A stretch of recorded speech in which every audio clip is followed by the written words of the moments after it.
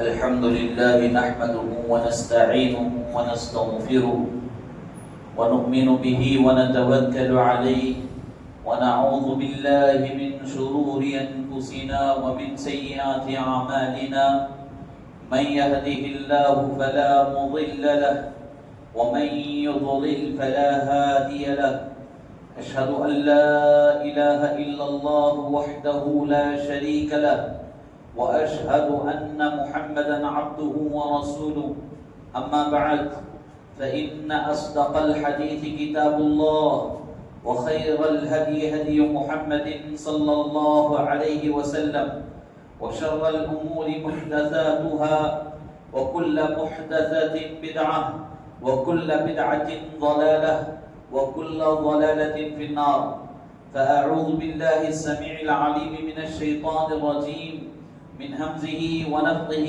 ونفثه بسم الله الرحمن الرحيم يا أيها الناس اتقوا ربكم الذي خلقكم من نفس واحدة وخلق منها زوجها وبث منهما رجالا كثيرا ونساء واتقوا الله الذي تساءلون به والأرحام إن الله كان عليكم رقيبا وقال تعالى في موضع آخر يا أيها الذين آمنوا اتقوا الله حق تقاته ولا تموتن إلا وأنتم مسلمون وقال تعالى في موضع آخر يا أيها الذين آمنوا اتقوا الله وقولوا قولا سديدا يصلح لكم أعمالكم ويغفر لكم ذنوبكم ومن يطع الله ورسوله فقد فاز فوزا عظيما قال الله تبارك وتعالى في كلامه المجيد والفرقان الحميد وقد نزل عليكم في الكتاب أن إذا سمعتم آيات الله إذا تتلى عليكم آيات الله يكفر بها ويستهزأ بها فلا تقعدوا معهم حتى يخوضوا في حديث غيره إنكم إذا مثلهم. تمام قسم کی تعریف و توصیف اسی اللہ وحدہ لا شریک لہ کے لیے لائق و زیبا ہے جو ہم تمام کا خالق ہے، مالک ہے، رازق، مدبر انس و جاں ہے. انگنت و لا تعداد درود و سلام نازل ہو تمام انبیاء کرام علیہم الصلاۃ والتسلیم پر، بالخصوص شفیع المذنبین، خاتم النبیین، سید المرسلین، رحمت للعالمین محمد رسول اللہ صلی اللہ علیہ وسلم پر، اور اللہ کی بے انتہا رحمتیں سلامتی نازل ہوں تمام صحابہ و صحابیات رضوان اللہ علیہم اجمعین پر، تابعین، تبع تابعین، ائمہ، مجتہدین، فقہاء و محدثین، سلف صالحین پر. قابل قدر بزرگان دین، نوجوانان اسلام، پردہ نشین خواتین اسلام، میں اور آپ جن ایام سے گزر رہے ہیں یہ ایام انتہائی بابرکت ایام ہیں حرمت والے مہینے کے اعتبار سے، اور ان ایام میں کیا کچھ عبادت ہونی چاہیے پیوستہ جمعہ میں آپ کے سامنے اس کی وضاحت کی گئی ہے. اور انہی ایام میں بعض نام نہاد مسلمان جن باتوں کا حکم نہیں ہوتا اسے اسلام بنا کر عمل کرنے کی کوشش کرتے ہیں، ایسے لوگوں کے ساتھ ہمارا اٹھنا بیٹھنا کہاں تک جائز ہے، اس حساس عنوان پر آپ کے سامنے میں مختصر گفتگو کرنا چاہ رہا ہوں. یعنی ایسی مجلسیں، ایسی محفلیں جہاں شرک و بدعات عام ہو، ان مجلسوں میں، ان محفلوں میں ہمارا آنا جانا کیسا ہے اس ناحیے سے کہ اسلام کی روشنی میں ہمیں اسلامی تعلیمات کیا ملتی ہیں، جان لینا ایک مسلمان کے لیے بے حد ضروری ہے. ہر مسلمان اس بات کا علم حاصل کرے کہ کون سی مجلس اس کے لیے فائدہ مند ہے اور کون سی مجلس اس کے لیے نقصان دہ ہے.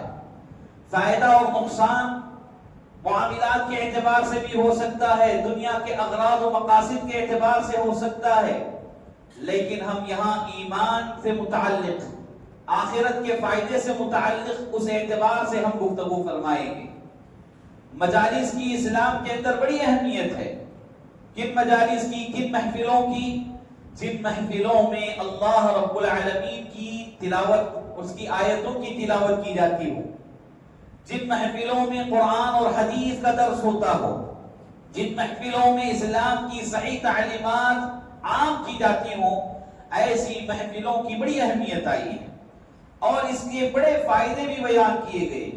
کوئی آدمی اس طرح کی دینی مجلس میں بیٹھتا ہے، صحیح مسلم کی حدیث ہے، جس مجلس میں، جس محفل میں اللہ رب العزت کی کتاب قرآن مجید کا درس ہوتا ہو، جہاں اللہ رب العالمین کی تعلیمات نشر کی جاتی ہوں، عام کی جاتی ہوں، ایسی مجلس میں کوئی بندہ یا بندی بیٹھتے ہیں علم حاصل کرنے کے ارادے سے، تو اللہ رب العزت کے فرشتے اپنے پروں میں انہیں گھیر لیتے ہیں اور اللہ تبارک و تعالیٰ کی سکینت ان پر نازل ہوتی ہے۔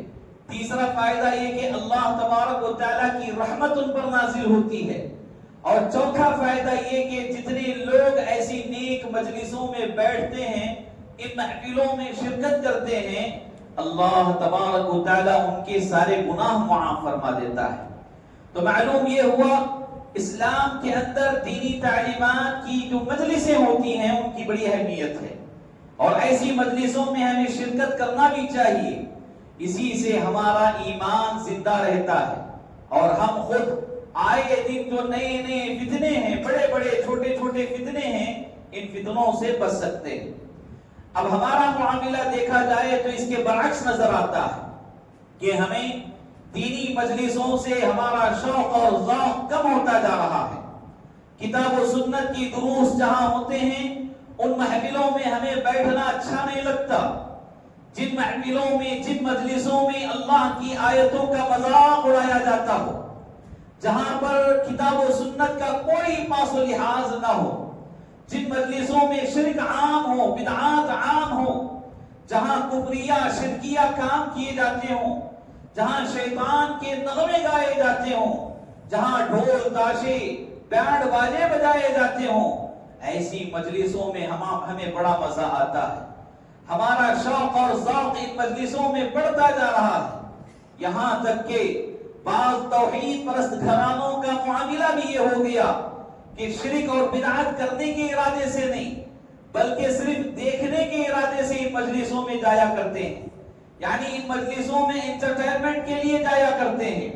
یہ ساری چیزیں ناجائز ہیں، بلکہ اللہ رب العزت کا فرمان جو میں نے خطبہ مسنونہ کے بعد آپ کے سامنے پڑھا ہے، اس کی روشنی میں اگر دیکھا جائے تو بڑا سخت اللہ رب العالمین کا کلام ہے ایسے لوگوں سے متعلق۔ اللہ تبارک و تعالی سورۃ النساء کی آیت نمبر 140 میں یہ بات بیان فرما رہا ہے، وَقَدْ نَزَّلَ عَلَيْكُمْ فِي الْكِتَابِ أَنْ إِذَا سَمِعْتُمْ آيَاتِ اللَّهِ يُكْفَرُ بِهَا وَيُسْتَهْزَأُ بِهَا فَلَا تَقْعُدُوا مَعَهُمْ حَتَّى يَخُوضُوا فِي حَدِيثٍ غَيْرِهِ انکم اذا مثلہم، کہ تمہاری کتاب میں تمہارے اوپر یہ حکم نازل کر دیا گیا تمہارے رب کی جانب سے کہ جب کبھی تم سنو اللہ کی آیتوں کا مذاق اڑاتے ہوئے، جب کبھی تم سنو اللہ کی آیتوں کا انکار کرتے ہوئے، فلا تقعدوا معہم، ایسے لوگوں کے ساتھ مت بیٹھو، ایسے لوگوں کے ساتھ مت بیٹھو۔ اور آگے کہا جا رہا ہے حتی یخوضوا فی حدیث غیری، یہاں تک کہ وہ کوئی دوسری بات شروع نہ کر لے۔ انکم اذا مثلہم، کہیں تم انہی میں سے نہ ہو جاؤ۔ اللہ رب العزت بیان کر رہا ہے جن مجلسوں میں اللہ کی آیتوں کا انکار ہوتا ہو، جن مجلسوں میں اللہ کی آیتوں کا مذاق اڑایا جاتا ہو، ایسی مجلسوں میں قطعاً نہ بیٹھا جائے، وہاں شرکت کی اجازت نہیں ہے۔ اگر کوئی بندہ شریک ہوتا ہے تو اس بندے کو ڈرنا چاہیے کہ کہیں اس کا شمار انہی میں سے نہ ہو جائے، کیونکہ اللہ رب العالمین کہہ رہا ہے انکم اذا مثلہم، کہیں تم انہی کے مثل نہ ہو جاؤ، ان کے برابر نہ ہو جاؤ، ان کی طرح نہ ہو جاؤ۔ تو اس لیے ایسی مجلسوں سے، ایسی محفلوں سے ہمیں دور رہنے کی ضرورت ہے۔ ہم وہ شرک کرتے ہوں کہ نہیں کرتے ہوں، وہ بدعت کا کام کرتے ہوں کہ نہ کرتے ہوں، لیکن ایسی مجلسوں میں شرکت کرنا کہیں نہ کہیں اس شرک والے عمل کو، بدعت والے عمل کو پروموٹ کرنا ہوتا ہے، ان کی حوصلہ افزائی کرنا ہوتا ہے، مشرکوں اور بدعتیوں کی حوصلہ افزائی بھی ایک قسم کا جرم ہے۔ اسلام کو ڈھانے والے یہ بدعتی ہوتے ہیں۔ اسلامی تعلیمات کو مذاق کے طور پر بیان کرنا بدعتیوں کا کام ہوتا ہے۔ ایسے بدعتیوں کے ساتھ اگر ان کی مجلسوں میں، ان کی محفلوں میں اٹھنا بیٹھنا ہمارا ہو تو پھر یقین مانیے کہ ان کے جرم میں ہمارا بھی نام لکھا جائے گا۔ اللہ رب العالمین کے اس فرمان سے یہی بات واضح ہوتی ہے۔ میرے بھائیوں، قرآن مجید کے ایک دوسرے مقام پر اللہ تبارک و تعالیٰ نے بیان کیا سورۃ الانعام کی آیت نمبر 60 پر 8 میں، اذا رأیت الذین یخوضون، جب تم دیکھو کہ لوگ اللہ رب العالمین کے آیتوں سے متعلق، اللہ کے احکامات سے متعلق بےہودہ بحث کر رہے ہوں، یعنی جہاں کوئی معنی کی بات نہ ہو، فائدے کی بات نہ ہو، الگ تعویلات ہو رہے ہوں، بےہودہ بحث ہو رہی ہو، فَأَعْرِضْ عَنْهُمْ، ایسے لوگوں سے تم دور ہو جاؤ، ایسے لوگوں سے کنارہ کشی اختیار کر لو۔ میرے بھائیوں، ایک تیسرا مقام سورۃ الفرقان کی آیت نمبر 70 پر 2 میں اللہ رب العالمین نے بیان کیا، وَالَّذِينَ لَا يَشْهَدُونَ الزُّورَ، اللہ کے نیک بندے کون ہوتے ہیں، اللہ کے مومن بندے کون ہوتے ہیں؟ اللہ تبارک و تعالیٰ کے نیک اور صالح مومن بندے وہ ہوتے ہیں جو باطل جگہوں کی وہ تائید نہیں کرتے، باطل کاموں کی تائید نہیں کرتے۔ یہاں پر عربی میں الزور ایک لفظ آیا ہے، اس کے کئی معنی بیان کیے گئے ہیں۔ بعض مفسرین نے جھوٹ کا معنی لیا ہے۔ اگر جھوٹ کا معنی یہاں معنی لیا جائے تو معنی یہ ہوگا کہ اللہ کے نیک اور مومن بندے وہ ہوتے ہیں جو جھوٹ کی گواہی نہیں دیتے، جھوٹ کی تائید نہیں کرتے۔ تو یہ جو شرکیہ اور بدعتی کام ہے یہ جھوٹ ہی تو ہے۔ حق کیا ہے؟ اللہ کے نبی صلی اللہ علیہ وسلم سے جو صحیح سند کے ساتھ تعلیمات آئی ہیں وہی حق ہے، قرآن کی روح سے جو تعلیمات ہمارے پاس ہیں وہی حق ہے۔ اب اس کے علاوہ یہ جو شرکیہ کام ہوتے ہیں، بدعات والے کام ہوتے ہیں، یہ جھوٹ ہے۔ مومن بندے کبھی جھوٹ کا سپورٹ نہیں کرتے، جھوٹ کی تائید نہیں کرتے، جھوٹے لوگوں کے ساتھ نہیں بیٹھتے۔ اور یہاں پر الزور کا ایک معنی بعض اسلاف نے یہ بھی بیان کیا کہ مشرکوں اور بدعاتوں کی محفلیں ہیں، یعنی مشرکوں اور بدعاتوں کی محفلوں سے اللہ کے نیک اور صالح بندے دور رہتے ہیں، ان محفلوں میں شرکت نہیں کرتے۔ اتنی باتیں ہیں۔ قرآن مجید کے اور بھی مقامات پر اللہ سبحانہ و تعالیٰ نے یہ بات روز روشن کی طرح عیاں کر دی ہے کہ مشرکوں کی محفلوں میں، بدعتیوں کی محفلوں میں جانا انتہائی بڑا گناہ ہے۔ میرے بھائیوں، ایک صورت میں جائز ہے، مشرکوں اور بدعتیوں کے محفل میں بیٹھنا جانا آنا ایک صورت میں جائز ہے۔ وہ صورت کون سی ہے؟ وہ شکل یہ ہے کہ ان کی اصلاح مقصد ہو، یعنی کہیں پر مشرکوں اور بدعتیوں کا کوئی پروگرام چل رہا ہو، وہاں ان کی اصلاح کے ارادے سے ہم جائیں اور قرآن اور حدیث کی باتیں ان کے سامنے بیان کریں تو یہ شکل جائز ہے، یہ صورت جائز ہے۔ کیوں؟ اس لیے کہ وہاں ان کی اصلاح کے لیے جایا جا رہا ہے، دعوت و تبلیغ کے مقصد سے جایا جا رہا ہے۔ اب اس کے علاوہ دوسرے جو مقاصد ہیں، یعنی اگر نہیں گئے تو یہ ہمارے دوست ناراض ہو جائیں گے، نہیں گئے تو ہمارے رشتہ دار ہم سے قطع تعلق کر لیں گے، بات چیت چھوڑ دیں گے، نہیں جائیں گے تو ہمارے والدین ہمارا حصہ کٹ کر دیں گے، پراپرٹی کا حصہ نہیں دیں گے، فلاں چیزیں، کئی چیزیں ہو سکتی ہیں۔ تو ان اغراض و مقاصد کو لے کر کوئی مشرکوں اور محفلوں کی، بدعتیوں کی محفلوں میں جاتا ہے تو وہ انہی کی طرح ہو جاتا ہے۔ انکم اذا مثلہم کے تحت اللہ رب العالمین نے ان کو ویسا ہی مجرم قرار دیا ہے۔ اس لیے میرے بھائیوں، ان چیزوں سے، ان محفلوں سے، ان مجلسوں سے جہاں تک ہو سکے بچنا چاہیے۔ صحابہ اکرام رضوان اللہ علیہم اجمعین مشرک اور بدعتیوں سے بہت دور رہا کرتے تھے، جیسا کہ عبداللہ ابن عمر بن خطاب رضی اللہ تعالیٰ عنہ کے صاحبزادے ہیں اور امت کے بہت بڑے فقیہ ہیں، امت کے بہت بڑے سنت کے پابندی کرنے والے صحابی۔ یہ فرماتے ہیں جب ان کو معلوم ہوا کہ لوگوں میں بعض لوگ ایسے ہیں جو تقدیر کے معاملے کا انکار کرتے ہیں، ایمان بالقدر جس کو کہا گیا، یعنی تقدیر پر ایمان نہیں رکھتے. تو عبداللہ ابن عمر رضی اللہ عنہما نے اعلان کیا کہ لوگوں تک یہ بات پہنچائی جائے جو لوگ ایمان بالقدر کا انکار کرتے ہیں، تقدیر کا انکار کرتے ہیں، ان سے عبداللہ ابن عمر رضی اللہ عنہما کا کوئی تعلق نہیں ہے، اور میں ان سے بری ہوں اور وہ مجھ سے بری ہیں. یعنی عبداللہ ابن عمر رضی اللہ عنہما برات کا اعلان کر رہے ہیں، برات کا اظہار کر رہے ہیں کن لوگوں سے؟ جو ایمان بالقدر پر ایمان نہیں رکھتے، تقدیر کے معاملے پر ایمان نہیں رکھتے، ایسے لوگوں سے عبداللہ ابن عمر رضی اللہ تعالیٰ عنہ نے برات کا اظہار کیا. اور اسی طرح ایک اور واقعہ تاریخ کی کتابوں میں بلکہ حدیث کی کتابوں میں بھی ملتا ہے. سنن الدارمی میں اس کی ابتدائی جو مقدمے کے اوراق ہیں، ان اوراق میں حدیث نمبر 210 کے تحت ایک روایت بیان کی گئی صحیح سند کے ساتھ. عبداللہ ابن مسعود رضی اللہ تعالی عنہ کو ایک خبر ملی، کہا گیا کہ مسجد کے اندر بعض لوگ بیٹھ کر کنکریوں کے اوپر تسبیح پڑھ رہے ہیں. اللہ کے نبی صلی اللہ علیہ وسلم کا ابھی انتقال ہوا تھا. عبداللہ ابن مسعود رضی اللہ تعالی عنہ فوراً مسجد پہنچتے ہیں، دیکھتے ہیں کہ لوگ اجتماعی شکل میں حلقہ بنا کر بیٹھے ہوئے ہیں اور کنکریوں پر تسبیح پڑھی جا رہی ہے. ایک روایت میں چنچوں پر تسبیح پڑھی جا رہی ہے. تو عبداللہ ابن مسعود رضی اللہ تعالی عنہ نے ان کنکریوں کو اٹھا کر پھینک دیا اور ان لوگوں سے کہا، کیا تمہیں نبی محمد صلی اللہ علیہ وسلم کے دین سے بھی بہتر ہدایت دی گئی ہے، یا پھر میں سمجھتا ہوں کہ تم نے دین کے اندر کوئی نیا کام ایجاد کیا ہے؟ کیونکہ پیارے نبی صلی اللہ علیہ وسلم کی حیات طیبہ میں یہ عمل دیکھنے کو نہیں ملا. تو ان لوگوں نے کیا کہا؟ ان لوگوں نے کہا ہمارا تو ارادہ خیر کا ہے، بھلائی کا ارادہ ہے، تسبیح کرنا، تسبیح پڑھنا کوئی برائی والا ارادہ نہیں، اچھا عمل ہی ہے. لیکن جو شکل اختیار کی گئی تھی اس میں قسم کی بدعت پائی جا رہی تھی. اس لیے عبداللہ ابن مسعود رضی اللہ تعالیٰ عنہ نے کہا کئی لوگوں کا ارادہ خیر کا ہی ہوتا ہے لیکن وہ خیر کو پا نہیں سکتے. کیوں؟ اس لیے کہ اس طرح کی بدعتوں کی مجلسیں نبی صلی اللہ علیہ وسلم کی حیات طیبہ میں ثابت نہیں ہے.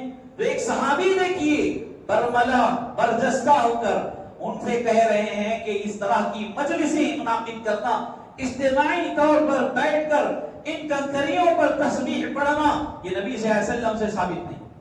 تو صحابہ کرام رضوان اللہ علیہم اجمعین بدعات سے اور شرکیہ عقائد سے یا اس طرح کے کام کرنے والے لوگوں سے کس قدر محتاط رہتے تھے. ایسے ہی ہم مسلمان بھائیوں کو بھی ہونا چاہیے. اتنی احتیاط کیوں بیان کی گئی اسلامی تعلیمات میں؟ مشرکوں اور بدعتیوں کے ساتھ اتنی احتیاط کیوں بیان کی گئی؟ کیوں؟ اس لیے کہ جو عمل کیا جاتا ہے وہ عمل کتاب و سنت کے موافق ہو، مطابق ہو تو اس پر اجر و ثواب ملے گا. اگر اس کی مخالفت میں ہو تو وہاں ثواب نہیں بلکہ عذاب دیا جائے گا. پیارے نبی محمد رسول اللہ صلی اللہ علیہ وسلم کا فرمان ہے جس کو امام بخاری و امام مسلم رحمہم اللہ نے اپنی صحیحین میں نقل فرمایا ہے. اللہ کے نبی صلی اللہ علیہ وسلم نے فرمایا من احدث فی امرنا هذا ما ليس منه فهو رد. یہ صحیح بخاری اور مسلم کی حدیث ہے.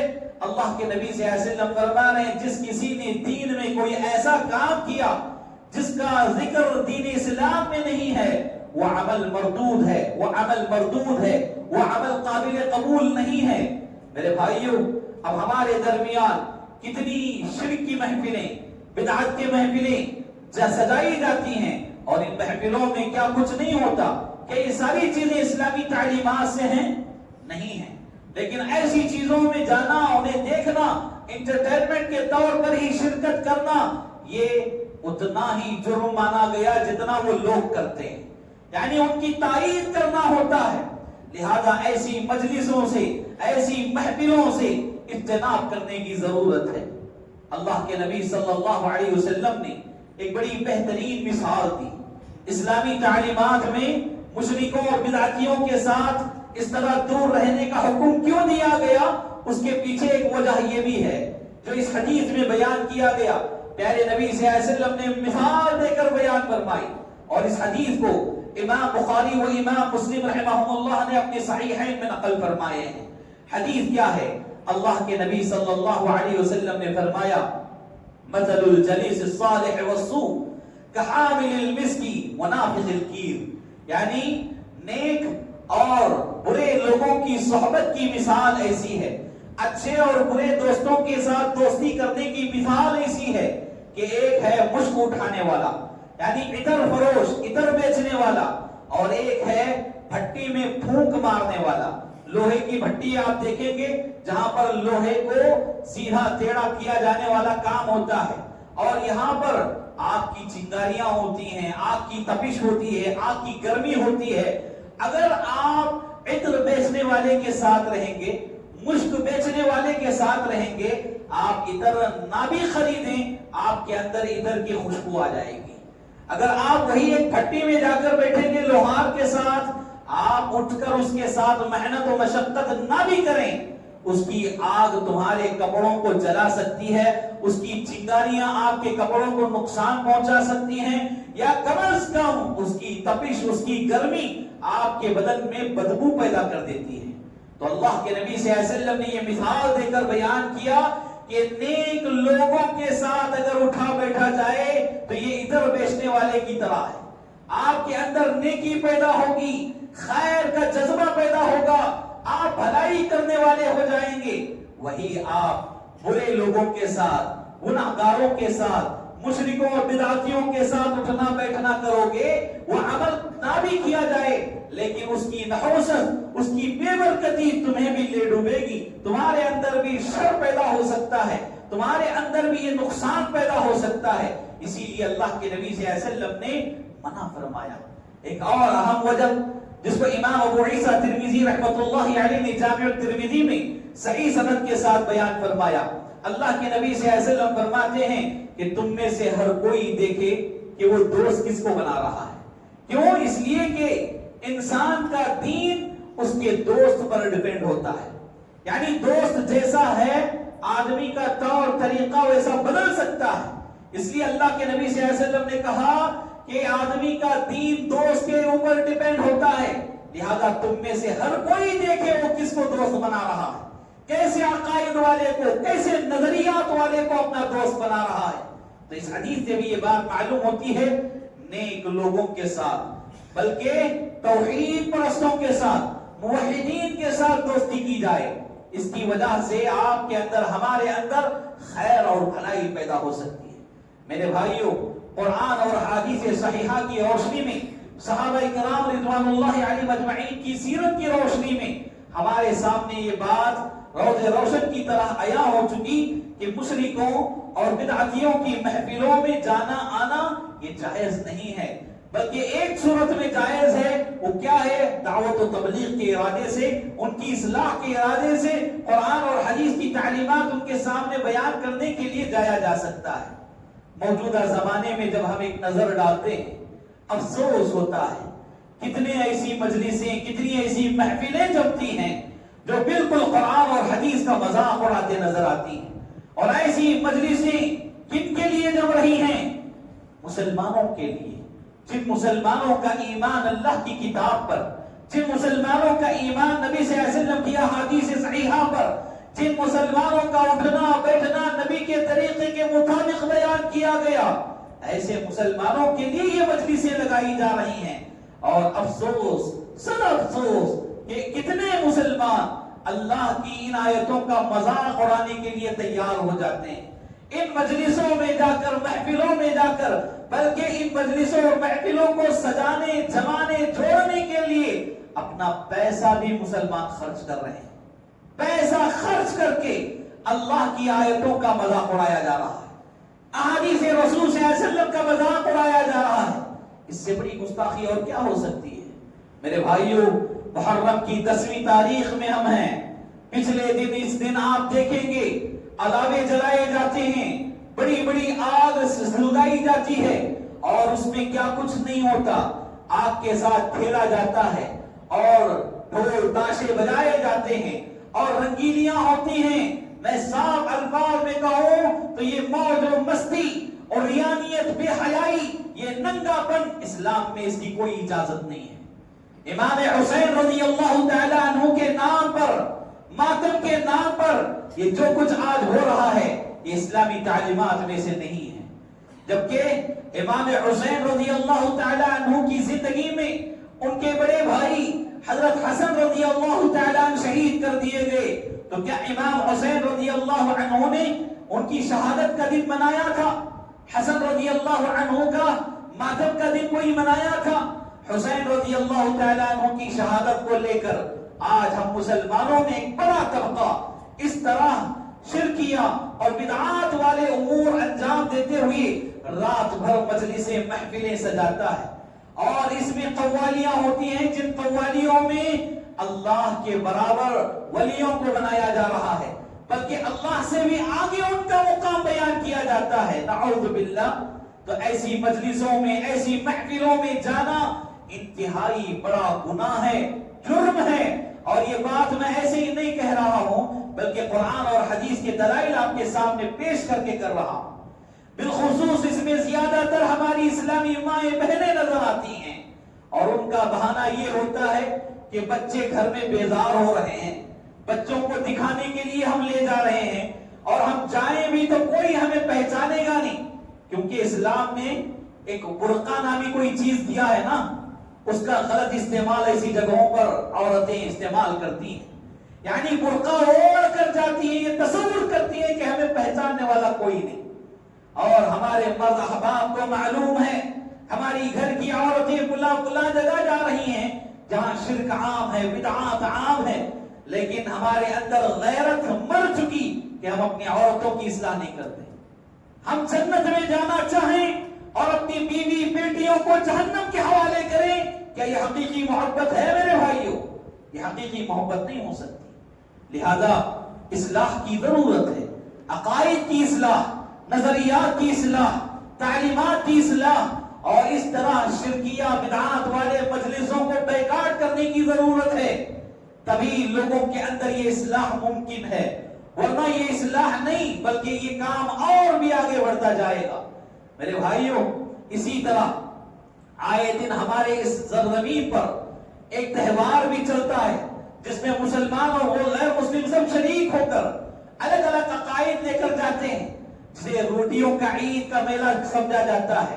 اور ایسی جگہوں پر غلط نظریات لے کر، غلط عقائد لے کر جانے والے لوگ بھی ہیں، اور وہاں کے پانی سے برکت حاصل کرنے کا عقیدہ رکھنے والے ہیں. ایک بات یاد رکھیں، اس روئے زمین پر کوئی پانی بابرکت نہیں ہے. نیلور کی زمین کا پانی تو اصل بابرکت نہیں ہے. بابرکت پانی صرف ایک ہے، وہ زمزم کا پانی ہے. اس زمین کے اوپر کسی پانی میں اللہ نے وہ صلاحیت رکھی تو وہ صرف اور صرف زمزم کا پانی ہے.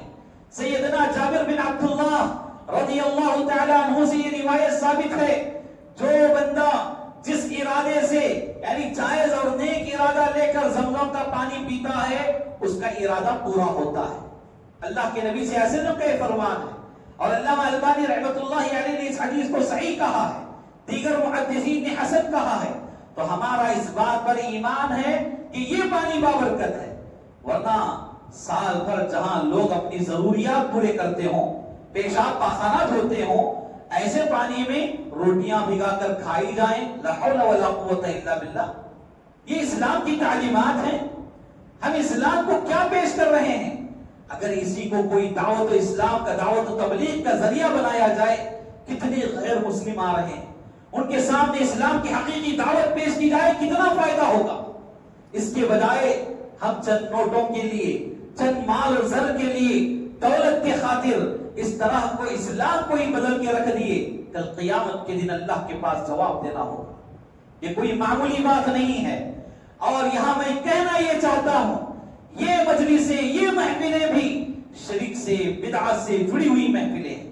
اور ایسی محفلوں پر کوئی جاتا ہے جبکہ اس کا ارادہ شرک کرنا نہیں، بدعت کرنا نہیں، بلکہ صرف دیکھنے کا ارادہ، وہاں کی چیزیں خریدنے کا ارادہ، اور کوئی شاپنگ کرنے کا ارادہ، وہ بھی جائز نہیں ہے. انکم اذا مثلہم، اللہ رب العزت نے کہا کہ کہیں تم بھی ان کے برابر نہ ہو جاؤ. اس فرمان سے ڈرنا چاہیے. تو اس طرح کی اور بھی محفلیں، اور بھی مجلسیں ہمارے درمیان آئے دن ہوتی رہتی ہیں. تو ان مجلسوں سے، ان محفلوں سے دور رہیں، اور کن مجلسوں میں شرکت کرنا؟ جہاں پر قرآن اور حدیث کی تعلیم ہوتی ہو، بالخصوص مساجد میں دروس کا اہتمام ہوتا ہو۔ اب دیکھیے ہمارے پاس کتنے دروس ہوتے ہیں، ان مسجدوں میں جو بیانات ہوتے ہیں، جو صحیح احادیث کی روشنی میں، صحیح تفسیر کی روشنی میں، فہم سلف کے مطابق جو دروس ہوتے ہیں، ان مجلسوں میں ہمارے لوگ کتنے رہتے ہیں؟ آپ اندازہ لگا کر دیکھیں۔ یہی معلوم ہوتا ہے کہ اسلام سے ہماری کیا محبت ہے اور اسلام سے ہماری کیا نفرت ہے۔ ہم اسلام سے کتنا محبت کرتے ہیں اور کتنی نفرت کرتے ہیں، اسی ایک بات پر آپ اپنا جائزہ لے کر دیکھیں۔ کہنے کی باتیں تو بہت ہیں، لیکن زیادہ کہوں تو شکوہ ہو جائے گا۔ بات یہی ہے کہ قرآن اور حدیث کا پیغام ہے کہ اس طرح کی مجلسوں سے، اس طرح کی محفلوں سے اپنے آپ کو، اپنی عورتوں کو، اپنے بچوں کو، سب کو روک لیا جائے۔ یہی اسلام کی صحیح تعلیم ہے، اور قرآن اور حدیث کے مطابق جو مجلسیں ہیں، ان مجلسوں سے اپنے آپ کو، اپنے گھر والوں کو جوڑ دیا جائے۔ یہ بہت ہی نفع بخش تجارت ہے اللہ رب العالمین کے ساتھ۔ اللہ تعالیٰ مجھے اور آپ تمام بھائیوں کو ان باتوں پر عمل کی توفیق عطا فرمائے۔ اللہ رب العزت ہمیں توحید پر ثابت قدمی عطا فرمائے، شرک و بدعات سے اجتناب کرنے کی توفیق عطا فرمائے۔ اللہ تعالیٰ ایسی محفلوں، ایسی مجلسوں سے اللہ ہماری حفاظت فرمائے۔ اللہ ہمارے ان بھائیوں کو بھی ہدایت عطا فرمائے۔ اللہ رب العزت ہمیں صحیح معنوں میں اسلامی تعلیمات پر عمل کرنے کی توفیق عطا فرمائے۔ شرک و بدعات سے، غلط رسم و رواج سے، خرافات سے اللہ ہماری حفاظت فرمائے، ہمارے نسلوں کی حفاظت فرمائے۔ اللہ رب العزت ہمیں، ہمارے نسلوں کو جنت کی راہ صراط مستقیم پر ثابت قدمی عطا فرمائے۔ اللہ جب تک دنیا میں رکھے حالت ایمان میں رکھے، جب خاتمہ ہو حسن خاتمہ نصیب فرمائے۔